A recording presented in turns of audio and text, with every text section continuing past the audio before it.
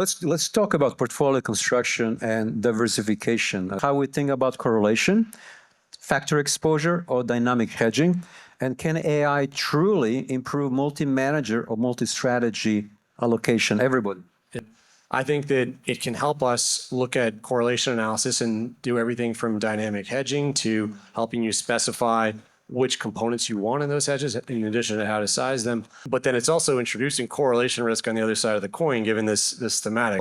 In addition to AI stocks and then all of the customers, suppliers, et cetera, we're also seeing an increase in correlation between this AI theme and equity portfolios, the supply of credit from everyone from private credit to different players in the high yield and loan market, and then to the correlation of copper right now with the futures market with the semiconductor index. So many of these different parts of the portfolio, which historically have been diversifying to one another, have increased in overlap when it comes to their more recent returns. I was going to say that when we talk about the AI trade in the equities markets, 40% of the S&P 500 is 6 stocks. And about 80% of that is being driven by this whole AI theme. And if we look back 2 years, something like 75% of the returns of the S&P 500 are being driven by NVIDIA, which is just a straight shoot from all of the CapEx being invested in infrastructure.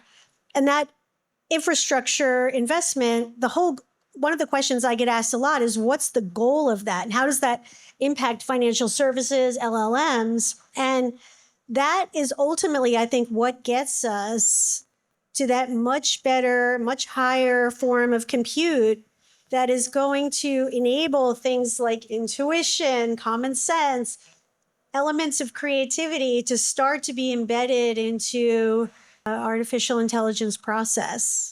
Taking it back to kind of the other end of the economy, to portfolio construction instead of the real economy, I think AI is absolutely indispensable. And one thing it does is let you make sure you're getting the value you're paying for. There's a market clearing price for skill in the market in any asset class. There's capacity constraints on many strategies. In a traditional multi-manager environment, if your client has a maximum drawdown issue or a maximum exposure to NVIDIA or any risk constraint, as you allocate capital out to a bunch of managers, you inevitably overconstrain the portfolio. And we've heard people talking about closet index exposure. One thing AI lets you do is bring back the underlying signals you're getting from your sub-advisors. And if you're doing any level of direct implementation, you can keep the active risk at the level that your client's willing to pay for. You can keep within your client guidelines at the total portfolio level and let your sub-advisors swing for the fences more than in a traditional model where you had to over-constrain the risk because you were only going to be able to act after the fact to manage the risk.